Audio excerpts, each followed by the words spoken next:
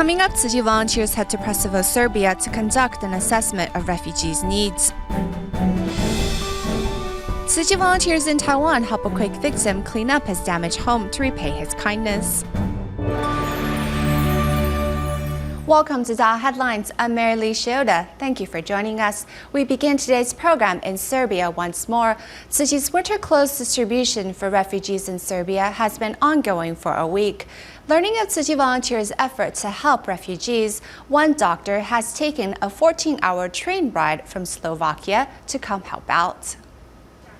As Tzu Chi's winter clothes distribution for refugees enters its 7th day, volunteers arrive and organize the supplies in the storage area before the refugees start lining up every day.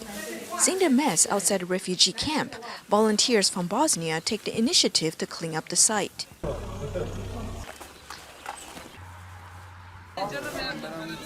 After days of distribution, the volunteers have earned the trust of refugees. This doctor from Slovakia even took a 14-hour train ride to Serbia just to help out. I think they need probably courage and support to that they can believe that they can build some meaningful life in a different country, which is very far away from their home country. So they can feel in order to, we should try to make them feel welcome.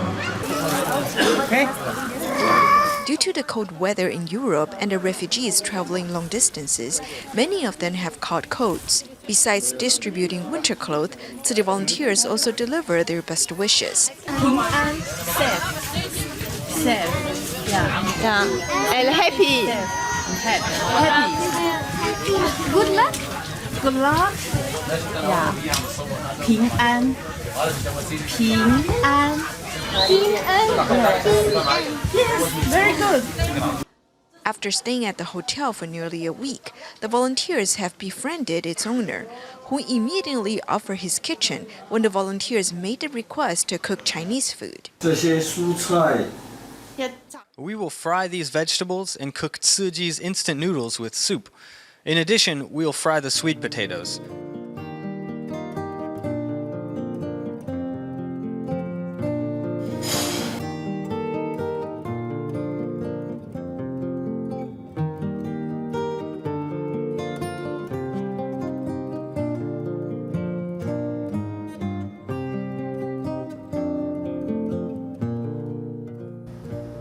Continuing with our volunteers in Serbia, a Tzu Chi scouting team has traveled 340 kilometers to the first stop many refugees are making in Serbia to visit a refugee camp at Presevo. The team is there to survey the camp conditions and consider the needs of the refugees. Here in Presevo, Serbia, a refugee camp is one of the first stops many refugees make upon gaining entry. As the largest such camp in Serbia, Tzu Chi volunteers are concerned about the conditions there. After traveling 340 kilometers over 3 hours, volunteers recently arrived from the Croatian border to deliver some relief goods. The volunteers were struck by the conditions. Most of the people here are unable to receive proper documentation and thus will have difficulty moving on from the camp. Mohammed, who along with his 18-year-old wife and newborn daughter were on a train headed for Croatia, but were denied entry because of a Turkish stamp in his passport. Now his family is stranded here in Serbia. No shower, tired. We are very tired. This refugee camp is unfortunately without adequate shower facilities, and despite the best efforts of NGOs to provide necessary daily items, the food available to the refugees is severely limited, with only one hot meal offered per day. So things not good. Not good. No good. They don't have. If they don't have, they cannot move. They need to stay in the center. Yeah. How long they can stay in the center? We don't know. Europe's policies and provisions for the incoming refugees are wavering and uncertain. The number of people coming into Serbia daily is also unknown. Likewise, it is also unknown how long this path will be open to future refugees. Every day is a new day, and we are just waiting for some information to get to us, so we can, inform the people and also us to know what should we expect in the future. For so many refugees at the center, they are just waiting on a miracle. But at least here, their children are safe and are free to play outside without the constant fear of war. My name is Mohibullah. We come from Afghanistan, and I don't know where we want to go. This is my mother church, but I like to go to Germany. For these refugees seeking a safe and peaceful home, it has been a long wait, with still a longer road ahead. Tzu Chi volunteers help those in need, no matter what part of the world needs assistance. In Myanmar, serious floods struck many areas in August last year. Since then, Tzu Chi volunteers have held 34 rice seed distributions for affected farmers. The volunteers had to prepare well beforehand to ensure the success of each distribution. Let's have a look at a recent distribution in Taiki. At 5 in the morning, Tzu Chi volunteers leave Yangon to go to Taiki for a rice seed distribution. We normally go out in 3 teams, but this time one team has to distribute rice seeds to over 1,000 farmers. Since that will take up a lot of time, we split up into 4 teams. Tzu Chi volunteers have held 34 rice seed distributions after the floods last year. With so little numbers of volunteers, they were still able to finish this difficult task. 60-year-old Dao Wing Mei is one of very few Chinese volunteers. She never hesitates to shoulder work. At the beginning, I knew nothing about the work, but now we must shoulder work. We Tzu Chi volunteers in Myanmar must do all kinds of work. If we work together as a team, things will become easier for us. More and more local people have also come forward to join Tzu Chi. Kim Myat-yi was the principal of a local primary school for 4 years in Taiki. When she heard about a rice seed distribution there, she felt she had to help too. Tzu Chi volunteers are giving rice seeds for over 100,000 acres of land. It is a very huge number. I thought that if I could also help, I could help my people. I'm thankful that Tzu Chi is helping our farmers. 2 volunteers cannot come today because one had a minor surgery and the other one was injured, so I volunteered to help. It is their sense of mission that inspired more and more local people to come forward to join Tzu Chi and help those in need. In 2007, the Tzu Chi Philippines chapter established a free clinic center in Manila. Then in 2012, expansion plans were drafted for an eye center. After all the preparation and acquiring necessary equipment was complete, the renovated Buddhist Tzu Chi Eye Center has formally opened its doors. Recently, Tzu Chi volunteers and TIMA members were all on site to celebrate, alongside some care recipients who received eye treatment in the past.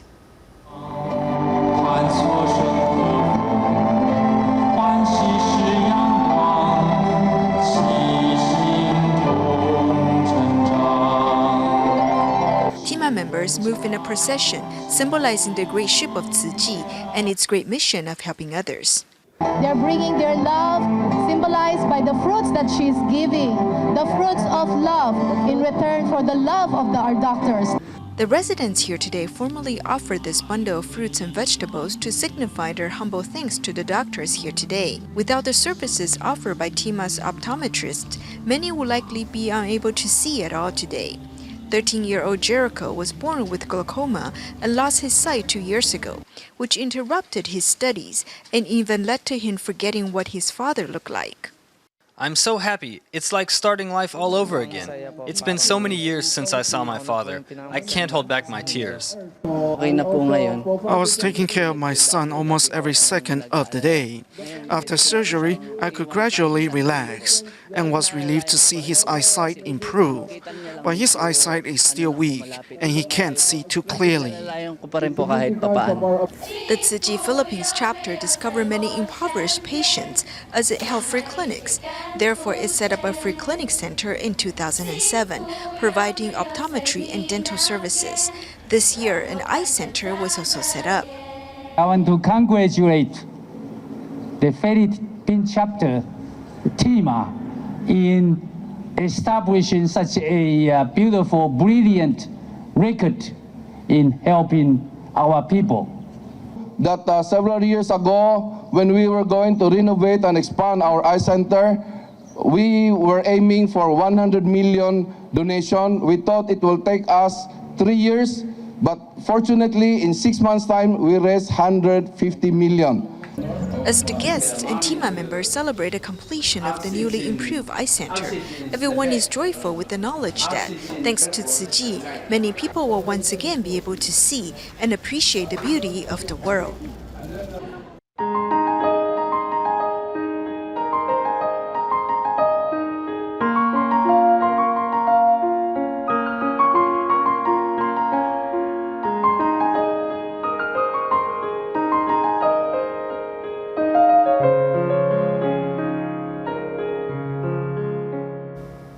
Tzu Chi's Project Hope first began after the 9/11 earthquake in Taiwan in 1999, at the time to help the government that lacked enough budget to rebuild all the damaged schools. The charity decided to help rebuild 51 schools, as a proper education can bring about a hopeful future, not just to a student, but his or her family and even society. Hence, the endeavor was titled Project Hope.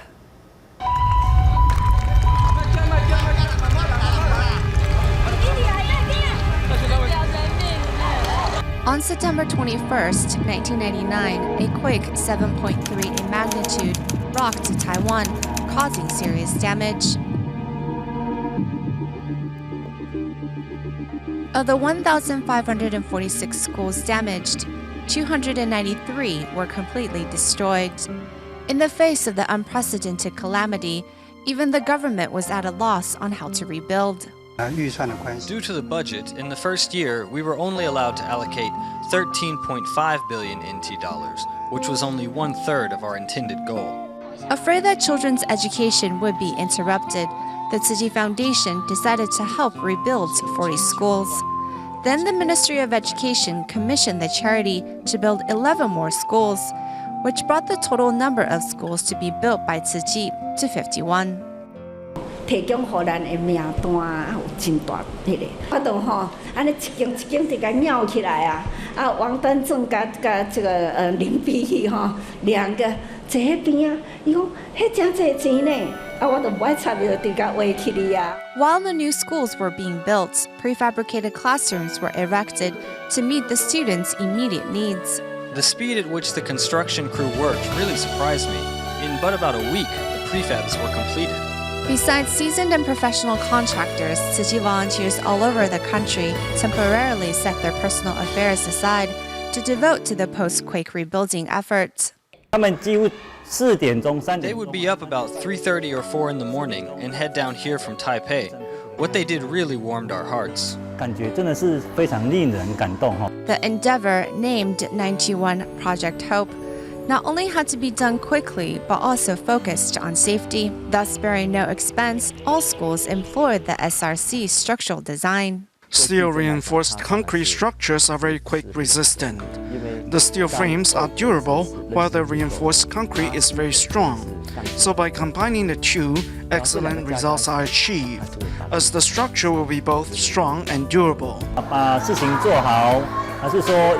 Completing one task and simply just doing it are two different things.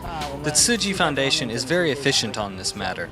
Reaching out to children who are victims of a disaster, the scope of Project Hope has expanded beyond the boundary of Taiwan.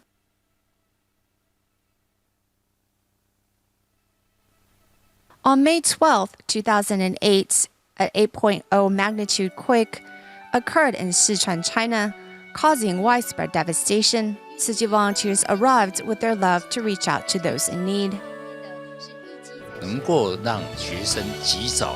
We shall work quickly so students will no longer have to go to school in prefabricated classrooms. The earlier we can complete the schools, the sooner these students will be able to go to school in a safe and proper environment. In the name of love, Tzu Chi helped rebuild 13 schools in Sichuan. Actually, the school was not built with bricks and roof tiles, but with love instead. So we should give even more of our love to raise each and every one of these students properly. Love does not diminish with distance or boundaries. Thanks to Tzu Chi's Project Hope, children can go to school happily again and make their dreams a reality. In Tainan's Yujing district, Mr. Li, who provided the land for the local Tzu Chi recycling station, was also a quake victim and had to repair his damaged house. After the repairs, Tzu Chi volunteers took the initiative to help Mr. Li clean up his house, as the task seemed too big for him to accomplish on his own. The repair marks on the wall seem to be a testimony to the horror caused by the recent earthquake. Since the house is filled with dust after its repairs, the volunteers have mobilized to help clean up and soothe the residents' mind. They brought us warmth and made us very happy. Tzu Chi volunteers contacted us several days ago, saying they want to come help us clean up. Thank you, Tzu Chi. Mr. Li, who gave up his high-paying job and returned to Yitian to accompany his mother, provided a piece of land for Tzu Chi to set up a recycling station per his father's will. Therefore, learning of his need, more than 30 volunteers have mobilized to come help out. We Tzu Chi brothers and sisters have come to clean up, to reciprocate his kindness in providing the land for us to recycle materials for more than 10 years. We are very grateful to Teacher Li and his mother for contributing to our community. Today, we've come to do our little bit to help out. Reaching out to those in need, the volunteers serve with joy. With more than 900 houses damaged in Yutian Borough, where most residents are seniors, the volunteers will stay by their side on their path to rebuild. Today, continuing our in-depth report on the problem of soil liquefaction, reclaiming titled land to be reused for further development is not a new experimental concept in terms of modern engineering, as there have been tried and true ways to prevent such a geological disaster from happening. Countries such as Hong Kong and Japan have long applied this practice to expand coastal property as well. We found out more in our report.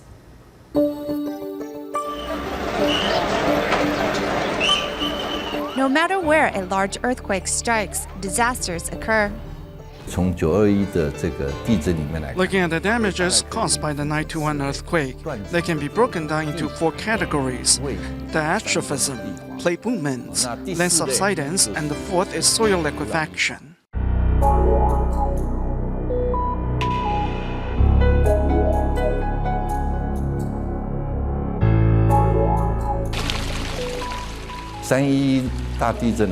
When the 3/11 earthquake happened, Urayasu City, where Tokyo Disney is at, half of that region, which is a man-made island, suffered soil liquefaction. This type of soil disaster is not unfamiliar to Taiwan, where earthquakes and ground subsidence are frequent. The earthquake in February that struck Taiwan left much devastation in its wake. Soil liquefaction became a scary topic, and people were quick to clear themselves from it. However, for those that live in potential danger zones, if an earthquake should happen, would their home and belongings be in danger? When soil liquefaction happens, it normally doesn't cause casualties. Mostly homes just sink and cause further damage to the home. Scholars point out, although there are dangers associated with this geological phenomenon, it is not as catastrophic as a diastrophism. Soil liquefaction only causes breakage of pipelines and roadways, or homes sinking and tilting. The soil liquefaction problem, I think, is being overly exaggerated. When areas are discovered as affected regions, there are technical ways to reclaim the land. It's feasible from an engineering perspective. Of course, not all land is prone to liquefaction. Only those which soils are loose, saturated fine sand layer, often the results of an area with high underground water level, are likely candidates. In such a scenario, earthquakes cause underground water levels to rise higher and higher. In turn, soil particles are essentially floating in water, ultimately losing its strength to hold. On this day, we arrive at the Kaohsiung Intercontinental Container Terminal Corporation's harbor, where they are currently reclaiming land on soil that is often marked as high possibility of liquefaction. We're using a sand pump dredger vessel to mine sea sand and letting that sand settle to help form this tidal land. If we don't handle it properly, land liquefaction would definitely happen later. On this end, a large pipe continuously extracts sea sand, while on the other are 5 heavy machineries pressing on the extracted sand and improving it. This was part of the ocean, but now it's filled up. This entire area will be filled. From a modern engineering perspective, in theory and actual practice, there are ripened methods to prevent soil liquefaction. This is our seabed, which is about 12 meters deep. We need to fill this area. By using a sand compression method, we can improve the sand's compression property. Each sand pillar stands at 16 meters tall. It penetrates the tidal land to reach the lacoliate layer. With continuous filling and compressing of sand in the subterranean layer, this man-made land can finally begin to be used. Originally an area that would puddle with water nor walkable when stepped on, this area is well on its way to becoming a 300-hectare reclaimed land, ready to become a petrochemical zone. In talking about safety, soil liquefaction is not a scary topic. What's more scary is that not enough information is available or transparent. In the future, besides making the list of soil liquefaction regions public, the government should also put further effort into planning building disaster prevention to help lessen the impact of devastation when disasters do strike. Next, we remember Yi Kok Yen from Malaysia, who was working towards his Tzu Chi volunteer certification when he passed away late February. Despite his battle with his congenital spinocerebellar ataxia, Yi seized every occasion to serve and thereby lived a fulfilling life.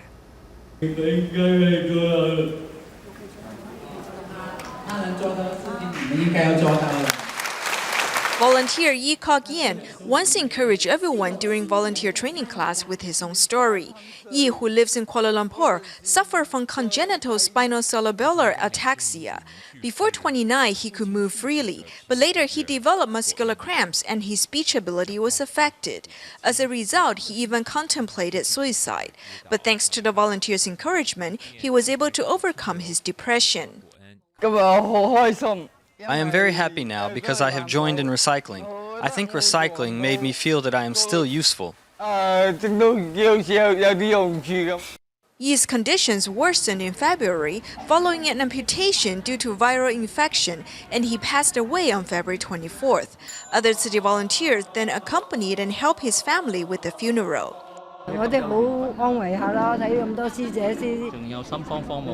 His life strength is resilient. He knew that there was no cure for his illness, but he did not give up. He said that he hopes to one day get back on his feet. Despite his passing, Yi's optimism and strength still inspire awe. He was very active, and we've never seen him in despair, so you don't feel that he is a patient when you are with him. We also remind ourselves that we need to give of ourselves when we are still healthy. We need to seize all the opportunities.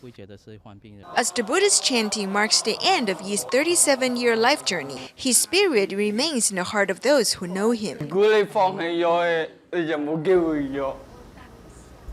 In Indonesia, Tzu Chi volunteers in partnership with the local Red Cross held a blood drive at Jakarta's Panda Indah Kaput Tzu Chi School.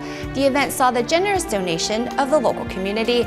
We will leave you with these images at the end of the program. Thank you for joining us. Goodbye.